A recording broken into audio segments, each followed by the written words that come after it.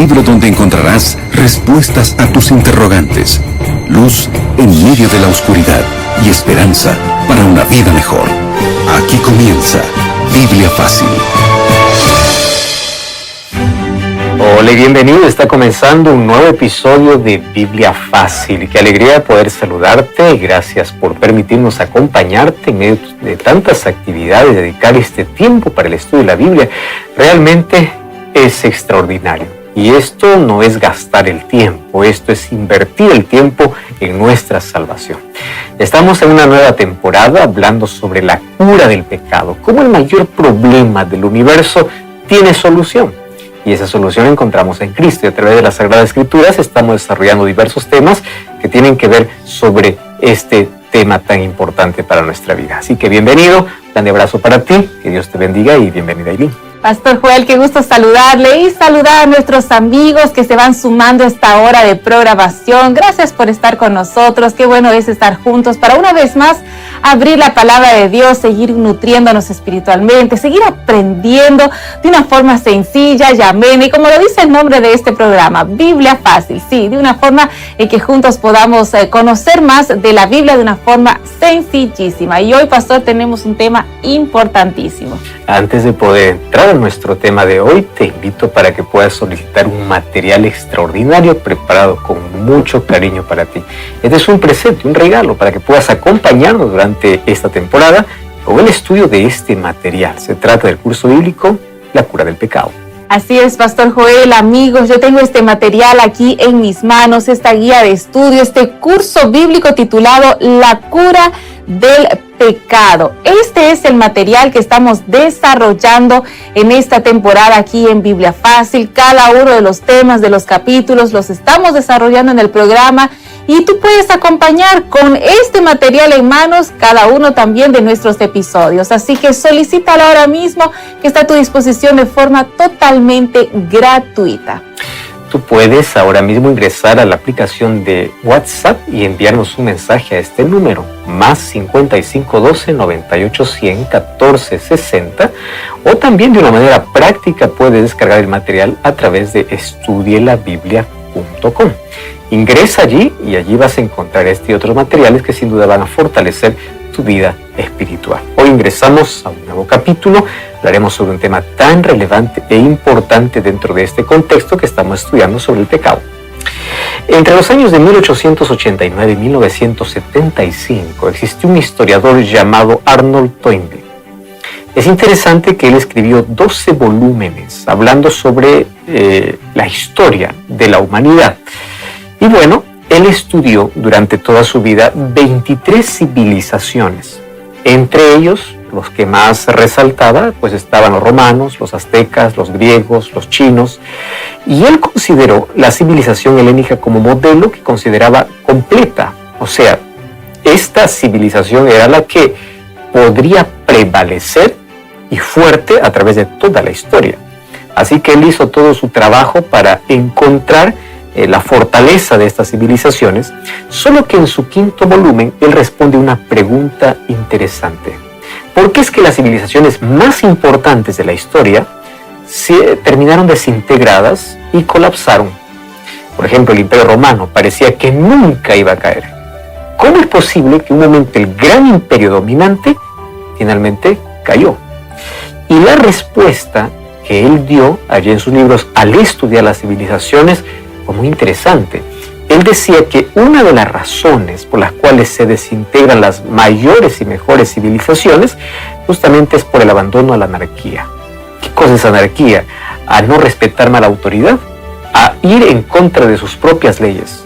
Entonces, una civilización que va en contra de ley que protege el bienestar de la misma sociedad hace que finalmente acabe todo en un caos. Si nosotros nos damos cuenta, nosotros estamos también en una sociedad que avanza rápidamente a esa desintegración. ¿Por qué? Cada vez hay menos respeto, cada vez hay menos valores, menos principios, cada vez se negocian los principios importantes y se desprecia la ley. ¿Y qué decir de la ley de Dios? Que dentro del cristianismo incluso se desprecia aquellos principios que Dios estableció para nuestro propio bienestar. Sin embargo, en la Biblia encontramos que Dios dio su ley para aquel que es libre, para justamente conservar la libertad. ¿Dónde está aquel que rompe todas las leyes? Privado de su libertad. Hoy veremos la ley como principios eternos establecidos por Dios para mantener una relación correcta entre Él y nuestros semejantes. No como algunos dicen que la ley ya no existe más y que la gracia suplantó la ley, que la ley ya no existe más para el cristiano. Veremos hoy que la gracia y la ley están en perfecta armonía, porque aquel que es salvo por la gracia vive en armonía con la ley de Dios. Abordaremos este tema a la luz de la Biblia y antes, como siempre, hacemos una oración. Gracias, Señor, te damos por la oportunidad que tenemos de poder estudiar tu palabra y hoy queremos abrirla una vez más para ser conducidos por tu Santo Espíritu en el estudio de hoy y comprender mejor cómo es que tu ley, como principio eterno, protege nuestra relación contigo y también con nuestros semejantes. Ayúdanos a comprenderla y que tu Santo Espíritu pueda mostrarnos aquella luz que tanto necesitamos. En el nombre de Jesús. Amén. 7 respuestas a 7 preguntas en 7 minutos. Amigos, estamos listos para poder comenzar a desarrollar el tema del día de hoy. Por cierto, ya el cuarto tema de esta serie de estudios en esta temporada aquí en Biblia Fácil, bajo el título La Ley y el Pecado. Como siempre, vamos a hacer una serie de preguntas y el pastor Joel, a la luz de la Biblia, va a ir respondiéndolas. Yo veo que él ya está con Biblia en mano y tú también que nos estás acompañando a esta hora. Toma tu Biblia para corroborar cada uno de los versículos, para juntos seguir estudiando el tema del día de hoy. Pastor Joel, comenzamos y la primera pregunta: ¿cómo considera la Biblia el pecado? En la lección anterior, cuando hablamos de pecado, ya tomamos este texto bíblico, mas hoy para responder esta pregunta volveremos a leer. Primera de Juan, capítulo 3, versículo 4, dice así: todo el que comete pecado quiebra la ley, pues el pecado es la transgresión de la ley. Ya dijimos que la Biblia define al pecado como transgresión de la ley. ¿Por qué razón? Porque si no hay ley no hay consecuencia. Y si no hay consecuencia, pues no hay nada que transgredir. Es muy simple, es importante entender que la ley siempre nos lleva a actuar de una manera correcta y aquel que rompe la ley de alguna manera tiene alguna consecuencia. ¿Cómo me puede llegar una multa de tránsito si nunca transgredí una ley que me diga cuál es el límite? Entonces, si no hay transgresión, no hay ley. Si no hay ley, no hay pecado. La Biblia es muy clara para poder expresar este asunto. Ahora, es importante entender que Dios estableció su ley. Y su ley está en 10 principios, a los cuales los llamamos 10 mandamientos, porque esta sería la norma de juicio ante la desobediencia. Entonces, esta ley es la base moral y el ejemplo que todo ser humano debe seguir. Por eso cuando vamos a Santiago capítulo 2, versículo 11 y 12, el apóstol Pablo, o aquí el apóstol Santiago, dice: no cometerás adulterio, no practicarás el homicidio, porque si cometes adulterio, practicas el homicidio, tienes transgresión de la ley. Qué interesante es que Santiago está tomando 2 mandamientos de la ley de Dios que está en el libro de Éxodo capítulo 20, como para que no podamos confundir y decir quizás la ley se modificó. Y estamos hablando del Santiago que está en el Nuevo Testamento. Al tomar 2 mandamientos basados en la ley de Dios, que está en el libro de Éxodo capítulo 20, Él nos está dando la total certeza y la seguridad que la ley continúa vigente.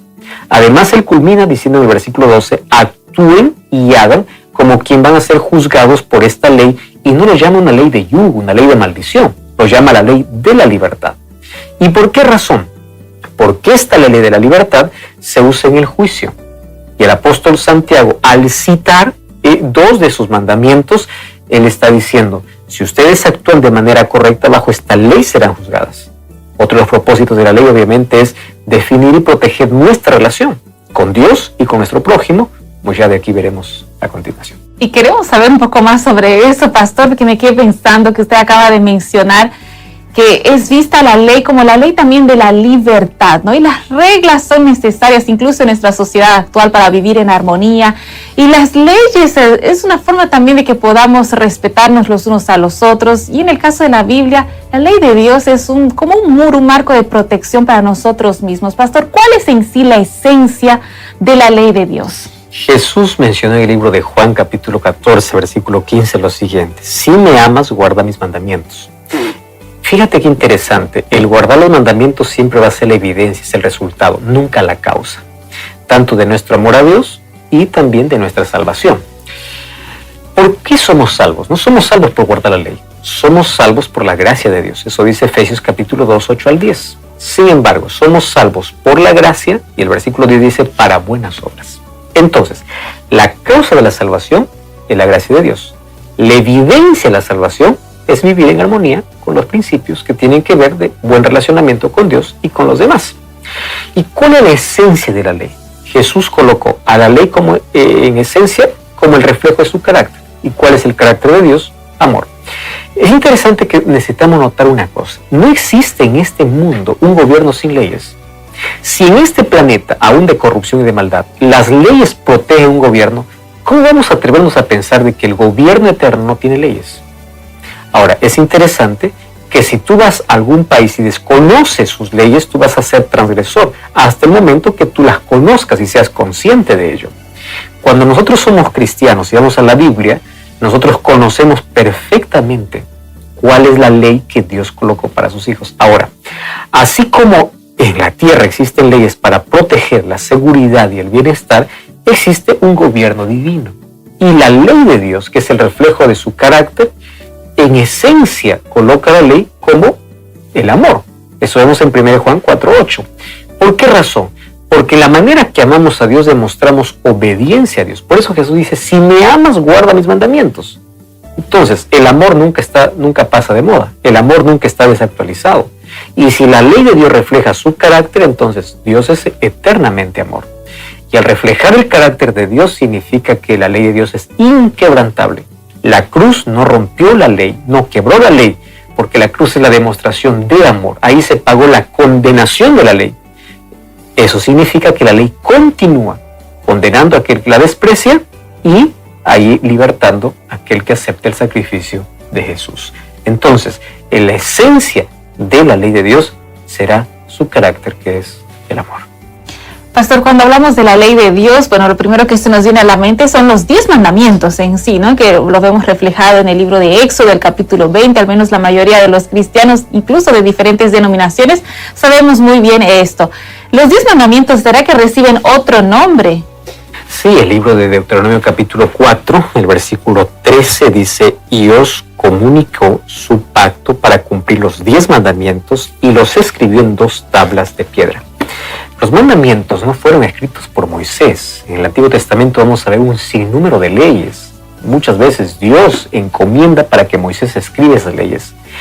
Pero la ley de su pacto, que son los 10 mandamientos, fue escrito directamente por el dedo de Dios. Entonces, los 10 mandamientos son el pacto de Dios.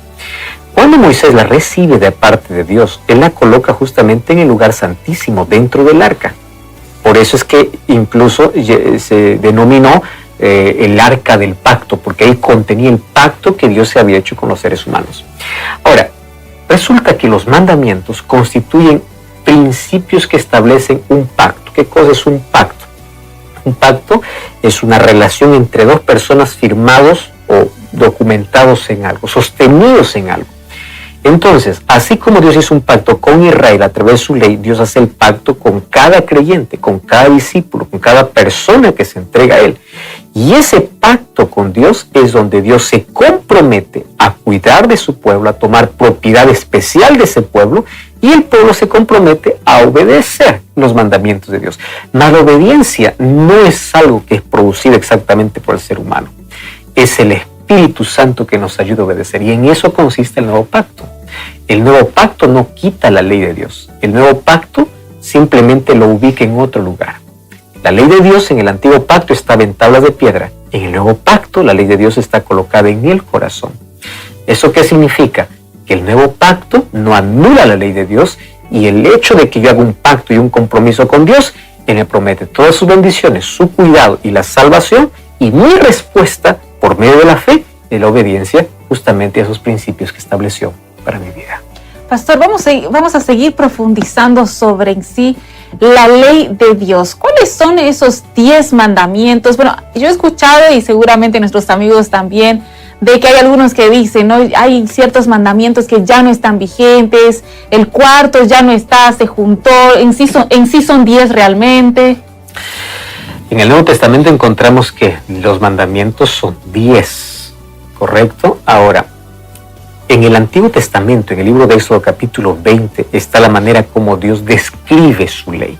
Solo que yo quiero aquí hacer un breve paréntesis, porque en el libro de Marcos capítulo 12, un escriba, un fariseo, se acerca para Jesús y le dice: Señor, ¿cuáles son los dos grandes o cuál es el mayor mandamiento de la ley? Y Jesús hace una respuesta realmente interesante. Y él dice así: amarás al Señor tu Dios con todo tu corazón y amarás a tu prójimo como a ti mismo. El problema es que muchos quedan allí y no completan el texto, porque Jesús no dice que anuló los 10 mandamientos. Jesús culmina el texto diciendo así: de estos depende toda la ley. Cuando dice depende, Jesús apenas está haciendo un resumen. Jesús no está anulando, no está quitando. Además, Mateo 5, 17 y 18 dice: no he venido para abrogar la ley, los profetas, no vine para quitar, sino para cumplir. La palabra cumplir viene del griego pleros, que significa ampliar. ¿Ves? Mateo capítulo 5, Jesús no anuló, Jesús amplió, le dio el sentido espiritual que se había perdido a través del tiempo. Ahora, es interesante notar que la ley de Dios en sí está resumida en 2 principios: amor a Dios y amor al prójimo. La esencia dijimos que es el amor.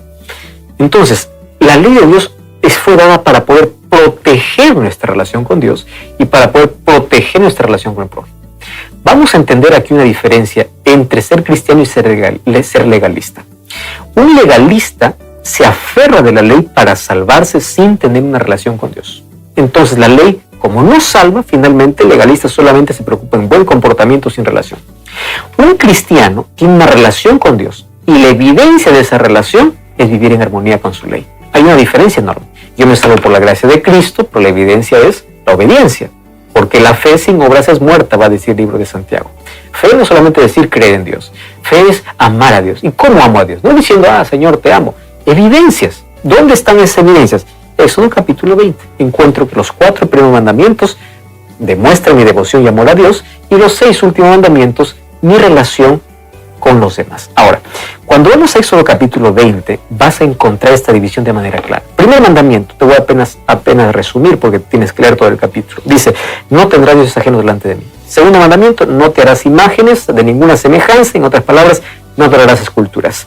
Tercer mandamiento: no tomes el nombre de Jehová tu Dios en vano. Cuarto mandamiento: acuérdate el sábado para santificarlo. Quinto mandamiento: comienza la segunda tabla de nuestra relación con los demás. Dice: honra a tu padre y a tu madre. Luego: no matarás. Luego: no cometerás adulterio. Luego: no hablarás falso testimonio. Y finalmente: no codiciarás. Te voy a hacer una pregunta y quiero que me contestes con total honestidad.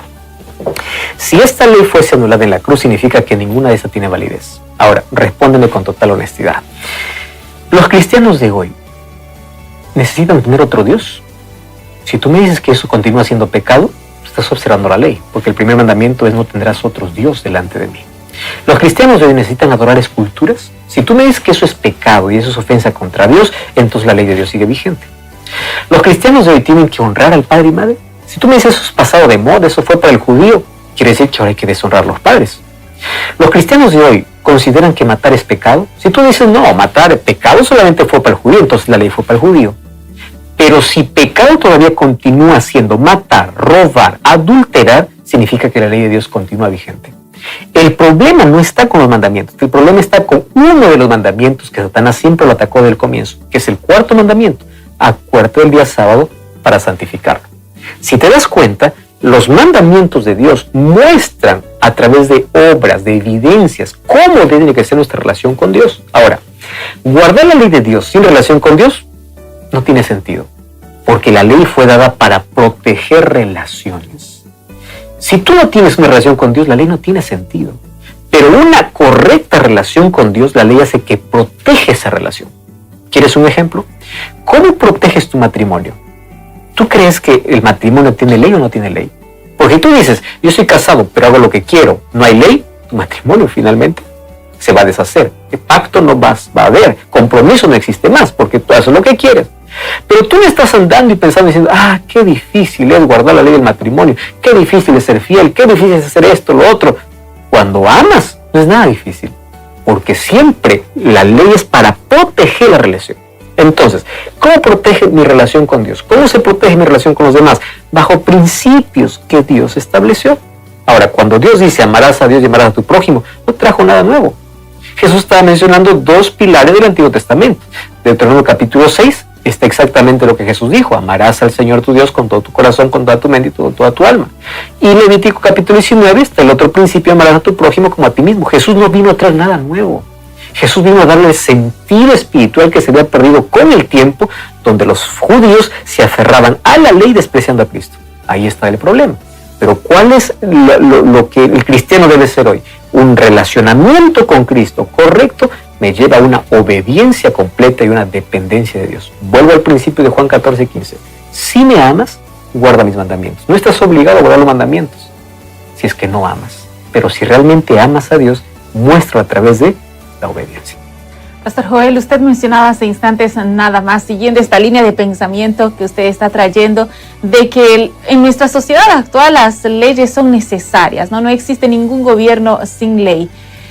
En el caso, del plano espiritual y de lo que estamos abordando el día de hoy, ¿qué función cumple la ley de Dios en el comportamiento del ser humano? El libro de Romanos, capítulo 3, versículo 20, dice así: por las obras de la ley nadie será justificado, porque por la ley se conoce el pecado. Entonces alguien lee y dice, sí, por la ley nadie se justifica, entonces la ley no existe. Eso no está diciendo el texto. Porque si tú lees, sigues leyendo, Romanos 3:31 dice así: entonces, ¿anulamos la ley por la fe? De ninguna manera. Al contrario, confirmamos la ley. ¿Qué cosa está diciendo Pablo? No coloques a la ley en el lugar incorrecto. ¿Qué significa colocarlo en el lugar incorrecto? Colocarlo como medio de salvación. Porque el único que nos salva es Cristo. El problema de los judíos era colocar la ley como el centro. Entonces protegían tanto la ley que no tenían relación con Dios. Jesús dijo, o Dios dijo en Isaías: este pueblo de labios me honra y su corazón está lejos. Protegía tanto algo que no guardaban nada finalmente. No había ningún relacionamiento entre ellos y Dios. ¿Qué función cumple la ley? La ley nos revela el pecado. La ley nos dice que necesitamos de Dios. Es como un espejo. Cuando tú vas a un espejo vas a ver todo el problema que tienes en el rostro. No imaginar que estás manchado con un poco de lodo. Tú no vas a decir, ahora me miré que estoy manchado, agarras el espejo y te limpias con el espejo. Eso es totalmente ilógico, porque la función del espejo no es limpiarte. La función del espejo es mostrarte. La ley no te limpia, la ley no te salva, la ley te muestra la realidad. Aquel que reconoce que es pecador necesita de un salvador. ¿Y cómo reconozco que soy un pecador? A través de una ley que me dice que yo soy transgresor. Por eso es que Romanos 7:7, Romanos 3:20 dice, la ley me muestra el pecado. Ahora, ¿yo estoy en armonía con Cristo? ¿Quiere decir que la ley dejó de existir? Claro que no, porque yo continúo con naturaleza de pecado y necesito nuevamente recordar quién soy para depender de Cristo. Entonces, la ley nos promete bienestar si lo obedecemos, pero también condenación si la transgredimos. El apóstol Pablo, cuando dice, el fin de la ley es Cristo, no está diciendo que Cristo puso fin a la ley. No dice Cristo colocó punto final a la ley, dice el fin de la ley es Cristo. Fin significa la finalidad, el objetivo de la ley es llevarte a Cristo. La sociedad no lo soluciona la ley. El problema de pecado no lo soluciona la ley, apenas apunta, apenas muestra, pero te muestra quién puede salvarte, quién puede librarte de esa condenación. Entonces, la función de la ley no es de salvar.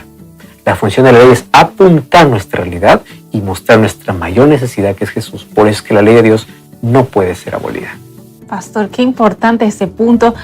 Y yendo un poco más allá, ¿cuáles entonces serían las consecuencias? Porque todo en esta vida tiene consecuencias. Todo lo que hacemos y nuestra desobediencia, incluso a las leyes terrenales, tienen consecuencias. ¿Cuáles serían las consecuencias de no obedecer, de no seguir las leyes, del pecado?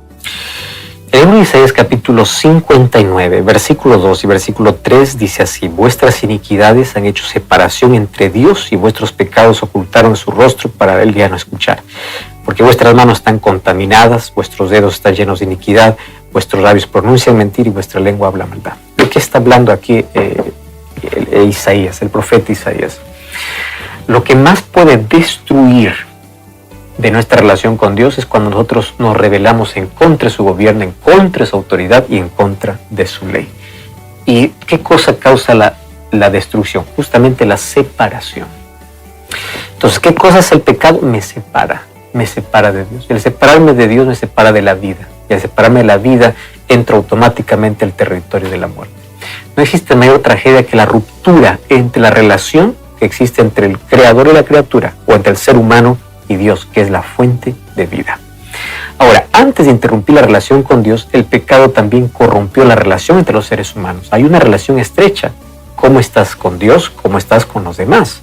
Entonces, ¿qué cosa hace la ley de Dios? La ley de Dios lo que hace es proteger las relaciones, y la consecuencia de esa ruptura de mi relación con la ley de Dios hace que mi ruptura con Dios y con los semejantes sea lo mismo.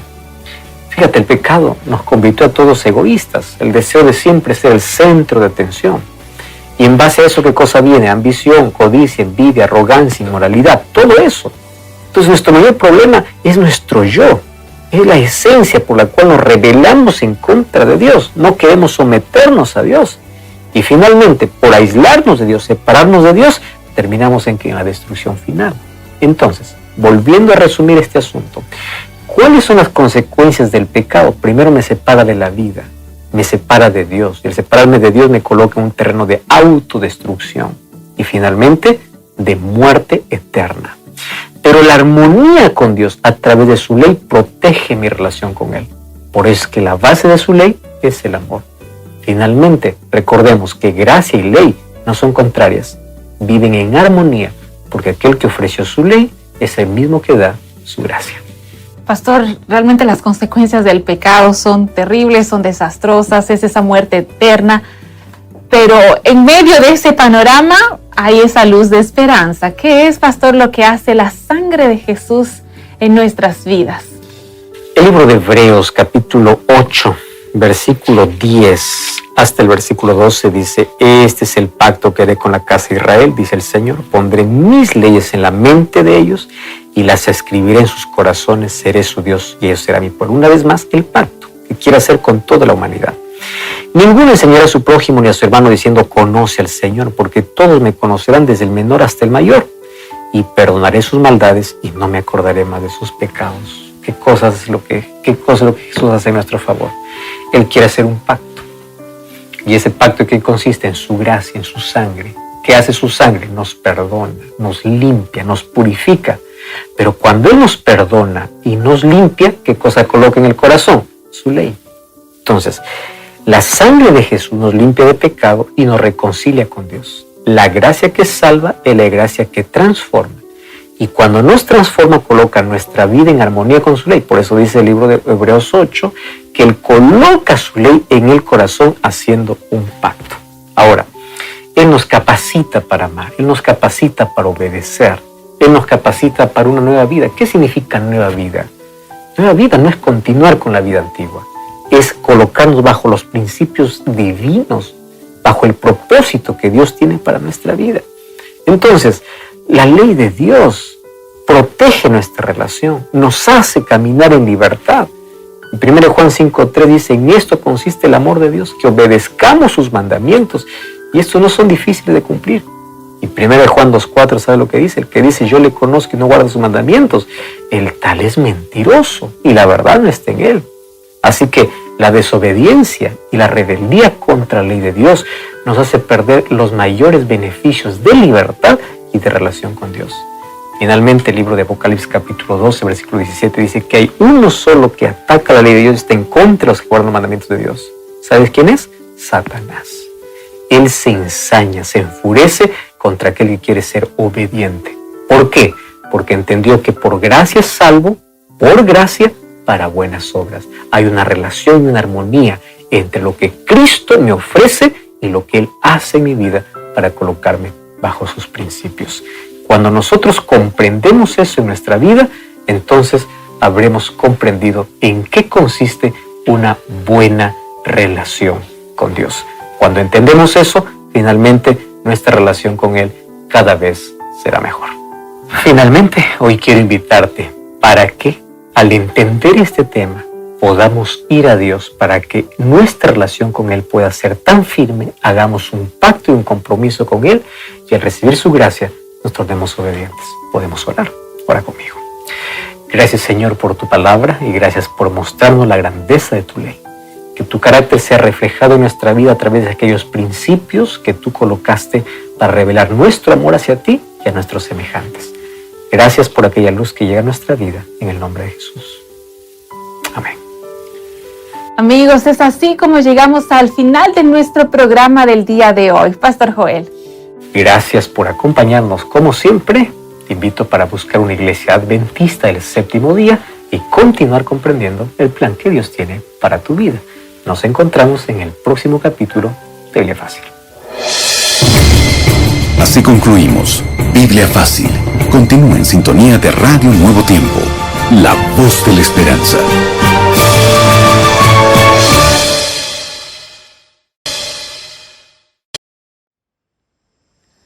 Bao đêm đợi chờ mưa rơi